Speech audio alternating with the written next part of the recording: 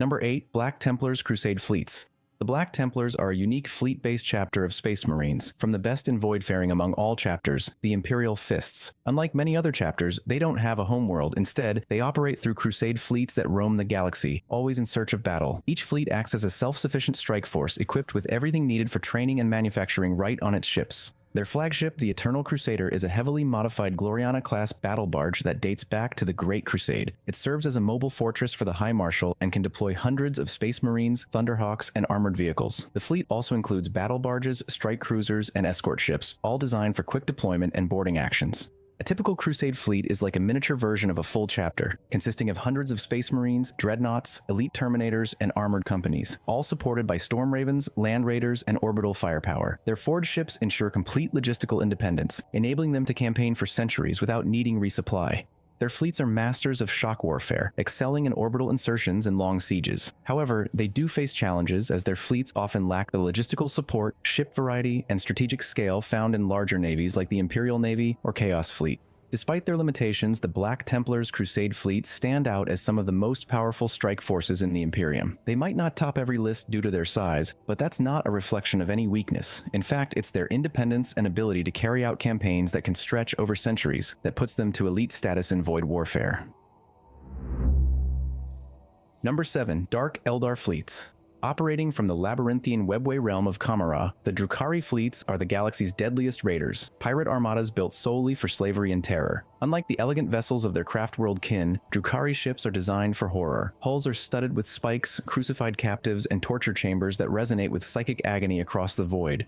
While their fleets are distinct, they all share a deadly efficiency, featuring Dying Sun and Obsidian Rose-class battleships, Flayed Skull and Torture cruisers, and swifter ships like the Baleful Gaze and Bladed Lotus light cruisers. Escort squadrons include Venom Blade frigates and Sigil destroyers, all supported by swarms of Raptor, Razor Wing, and Void Raven strikecraft. Dark Lances and Phantom Lances cut through armor with surgical precision, while Leech torpedoes and Scythe missiles drain both energy and life. Slavebringer assault boats unleash boarding parties that overwhelm their victims. In void combat, Drukhari fleets excel at ambushes, hit-and-run attacks, and psychological warfare, leaving their prey frozen in fear before dragging any survivors into the torturous depths of Kamara torture pits.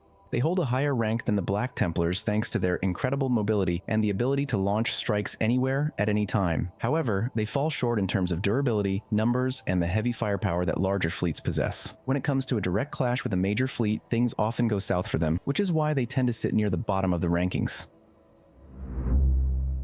Before we continue to our next entry, please allow me to introduce today's sponsor, War Thunder. War Thunder is the most comprehensive vehicle combat game ever made, and you can play it for free right now on PC, console, and even on mobile, thanks to an all-new and intuitive version available on Android and iOS. You'll take command of over 2,500 tanks, planes, helicopters, and ships from 10 major nations, from early biplanes and tanks to cutting-edge fighter jets and modern vehicles. The attention to detail is impressive as every machine looks, moves, and sounds authentic. What really stood out to me is that combat is not just about hit points. Every vehicle is modeled down to its components, engines, ammo racks, crew, so every shot counts. You can even see the aftermath with a special X-ray view, showing exactly how your shell pierced through armor and destroyed your opponent.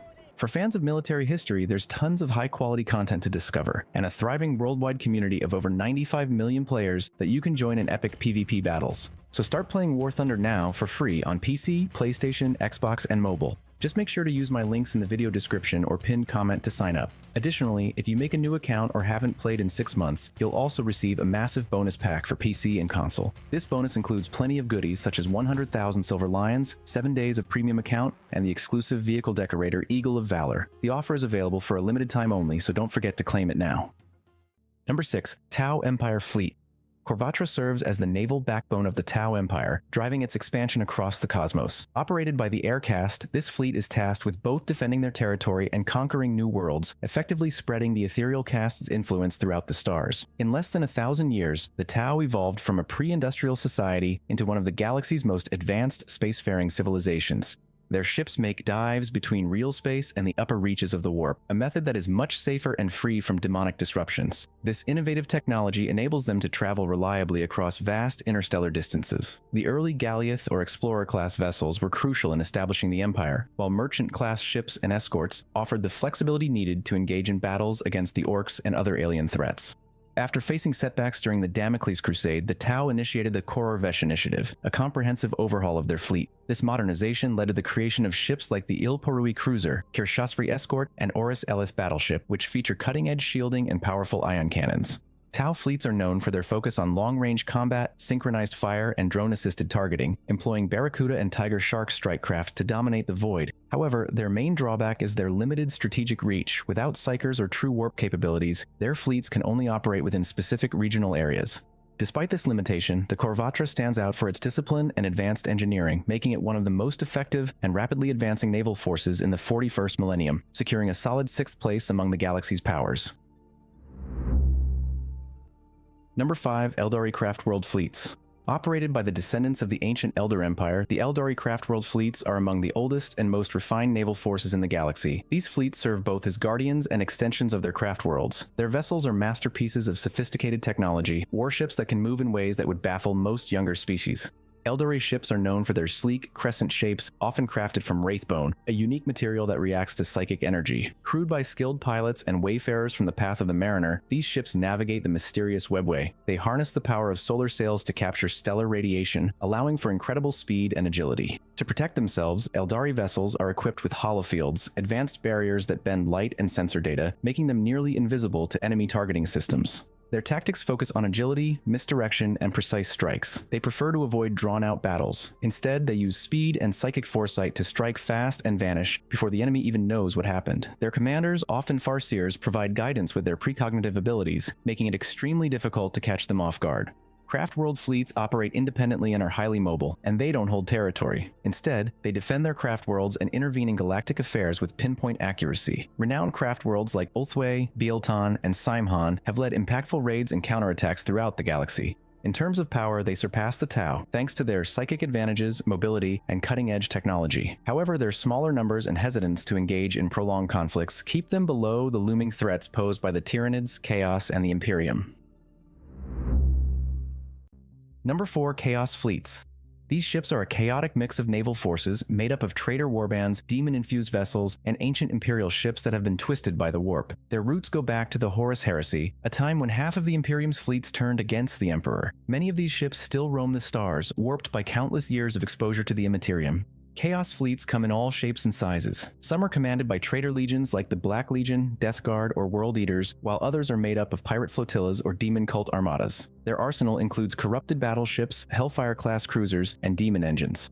For long-range battles, they prefer using lance batteries, macro cannons, and nova cannons, but many of their ships are also equipped with teleport assault systems and boarding claws for those up-close skirmishes. Their fleet features Despoiler and Desolator-class battleships, Repulsive and Retaliator grand cruisers, and smaller yet ferocious Murder, Slaughter, and Carnage-class cruisers. Escort squadrons of Idolator and Infidel raiders act as the fleet's swift attack force, while rare superweapons like the Planet Killer have the power to wipe out entire worlds. Corruption seeps into every corner of these ships. After prolonged exposure to the warp, some of these ships have basically become alive, with their machine spirits replaced by actual demons. Demon ships are quite common, and some warbands are navigated by sorcerers or bound demons.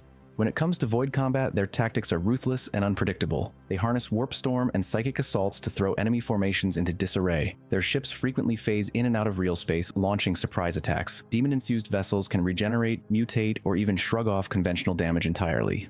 What holds them back from total dominance is disunity. Their commanders are rivals and demigods, warring as much with each other as with the Imperium. They may not quite make it into the top 3, mainly because they struggle with coordination. However, their ability to destabilize entire sectors and wield black fortresses makes them one of the most feared void forces in the galaxy. Number 3. Tyranid Hive Fleets. Tyranid Hive fleets are like living armadas made up of bioships, all guided by the collective intelligence of the Hive mind. Unlike your typical navy, these fleets are grown rather than constructed. Their arsenal is purely biological, featuring bioplasma projectors, huge tentacle launchers, and spore mines. They don't have traditional shields, but they make up for it with their ability to adapt quickly and their sheer numbers. The shadow in the warp creates a psychic suppression field that disrupts enemy communication and morale before the first shot is even fired. Hive fleets work together with a terrifying level of coordination. Synapse creatures keep the swarm in check, while the hive mind orchestrates strategies across vast distances. Notable fleets like Behemoth, Kraken, and Leviathan have devoured entire sectors, leaving nothing in their wake. For faster-than-light travel, the fleets employ Narval-class bioships, vast sensory organisms that anchor the swarm across interstellar space. Should a hive ship fall, nearby vessels may falter as their synaptic link to the hive mind collapses. But the hive fleets quickly adapt, regenerating losses through their biological factories. From a strategic standpoint, Tyranid fleets are self-sufficient. They gather biomass from every world they consume, using it to create new ships and organisms. This makes them incredibly hard to wear down. Overall, they can overpower almost any force, but their lack of structure and vulnerability from tech-based countermeasures keep them from being the galaxy's top fleets. Number 2. Necron Fleet. The Necron fleet is a remnant of the ancient Necron tier star empire, lying in stasis for millions of years. These ships were built long before the Necrons underwent biotransference, and they stand as the most advanced vessels in the galaxy. Necron ships have a distinctive crescent shape, crafted from a material called necrodermis, and are powered by inertialess drives. This unique technology allows them to accelerate and maneuver instantly without the effects of inertia. Their arsenal includes weapons like particle whip cannons, lightning arc projectors, and Gauss turrets. For defense, they boast phase shielding and regenerative hulls, shrugging off standard attacks. Their flagship is the Cairn-class tomb ship, a colossal fortress equipped with energy projectors such as death rays and particle whips. Other classes in their lineup include Scourge Grand Cruisers, Scythe-class harvest ships, and Shroud or Khopesh light cruisers, with Dirge and Jackal raiders serving as their swift attack units. Each ship is outfitted with quantum shielding, star pulse generators, and contra-empiric beams. These ships remain dormant on tomb worlds, only awakening when disturbed or summoned by a Farron's command. Even so, they operate with an unsettling synchronicity, often without any visible crew. Their tactics lean towards surgical strikes, real space phasing, and delivering overwhelming firepower with machine-like precision. When you stack the Tyranid hive fleets against the Necrons, it's clear that the Necrons are a lot more sophisticated and resilient. When facing off against the Imperial Navy, the Necrons shine with their advanced technology and impressive mobility. Still, their fleets are smaller, and their limited scalability is the only reason why they didn't clinch the top spot on our list. Number 1. The Imperial Navy. Known as the Navis Imperialis, the Imperial Navy is the most powerful spacefaring force in the galaxy in terms of scale and logistical reach. It serves as the Imperium's primary and ultimate line of defense, protecting worlds while spreading the Emperor's rule across the cosmos.